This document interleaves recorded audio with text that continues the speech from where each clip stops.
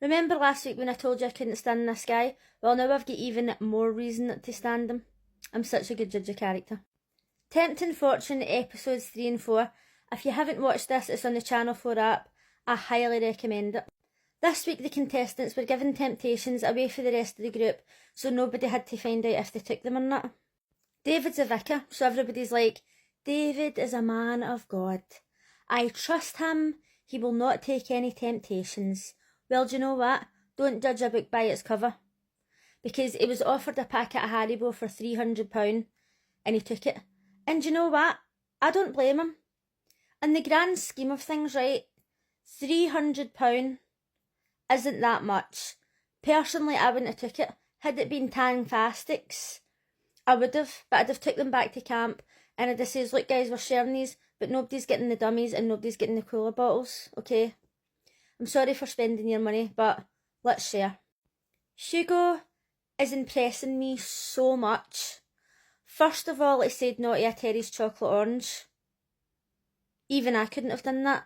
But again, I would have got the Terry's chocolate orange, took it back to the camp and shared it. But this guy's in there, right, and he's like, when I'm outside the house, money's no object, and I'm here to test myself. And he is really doing a fucking amazing job. Like, I'm so surprised. I actually love this guy. Imani was offered a full haircut. Now, all the temptations cost £300, and she says, I'm going to take it because, like, the texture of her hair and it gets matted really easily.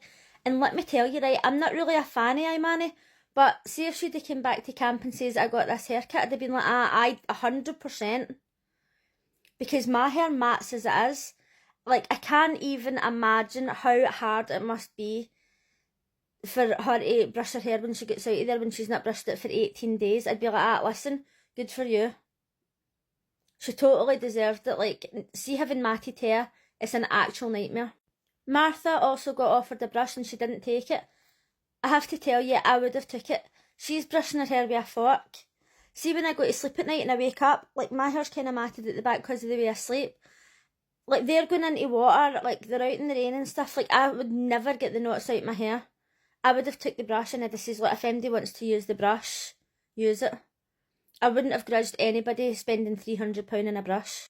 Thomas got offered a donut. He does not give a fuck. He's just there to spend all the money. He's got no consideration for anybody whatsoever. He's greedy and I can't stand him. I mean, do you know what? See if he came back to camp and just says, I took the donut, I'd have been like, do you know what? It's only 300. Aye, okay, he's been squandering money right, left and centre, but he lied about it, and that's what made it worse. Vicky got offered deodorant. To be honest, I felt like it was a bit of a shit offer because everybody's stinking anyway, and you can't really put deodorant over you when you've already been sweating. She said no to that temptation, but like it really wasn't a good offer. Generally speaking, I feel like the rest of their offers were a bit shit. So when Thomas says that he didn't take the donut and then later on they found out that he did take it, Sam was going fucking mental, right? She was chopping wood at the time and she's like, oh. I thought, man, see if there wasn't cameras here, there would be deaths. So then they got sent away for secret temptations in pairs, and she was with the older woman whose name I can't remember right now. Trish. Sam got sent away with Trish and they get sent away at a coffee stand. And honestly, if that was me, I'd be like, no. It was like cinnamon buns, coffee, tea. I can drink tea, but I don't know if it was like £250 each. And Sam was there and she's always saying to people, don't spend any money, that's my money you're spending. But she ordered Trish 2 teas and 2 like croissants or something. And she was like, I'm happy for you to have it, you're obviously struggling here with your hips and all that. But Sam still didn't take anything. Nathaniel was with Dave, and this is where you really get to see his true personality coming out, where he's a complete cunt, which I knew for day one. But he says to Dave, if you're a vicar and I confess, like, you're not allowed to tell anybody, like, I'm just going to get like a cinnamon bun. I think they got a drink each as well. Now, I would have literally have had no problem with this. It was £250 each. Other people had spent more money in temptations. It's the fact that he lied about it. And then he's now got a cheek to say, oh, Thomas took these things in secret and now he's doing it. Don't be a fucking hypocrite. I can't even remember if Thomas took anything. for this? Let me know in the comments if you watched it. I wouldn't be surprised if he did. He doesn't give one fuck about anybody. Imani and Vicky didn't take anything. Imani was literally like me, not interested. Like, I don't even like coffee, I don't even like cinnamon buns. She just, like, wasn't interested in it at all. I think that Vicky wanted to, but at least she showed some sort of restraint. So they're doing all this walking, hiking, climbing, going through water. Like, it's fucking horrible, right? I would never be able to do this. Like, the distances that they've got to go. This is why I think the prize money should be a bit more, but I understand that people would just spend more money. So they're in Malaysia, and in the middle of nowhere they find this big pink hotel, glass front, 6 beds in it. They can get silk pyjamas, unlimited drinks, there's snacks, they can get breakfast in the morning, there's a shower, they've got a wee beauty kit with shampoo and all that in it. And they look up the price and it's £2,000 a bed, so it's only £1,000 a person. And I thought, that is a bargain, and that is a once in a lifetime experience. They're in this hotel that's not even real, it's just a set that's been built for the show. They're getting all this stuff, and I would not have grudged anybody doing this, because okay, they're spending your money, but if everybody had done it, they'd have been spending £1,000 of their own money.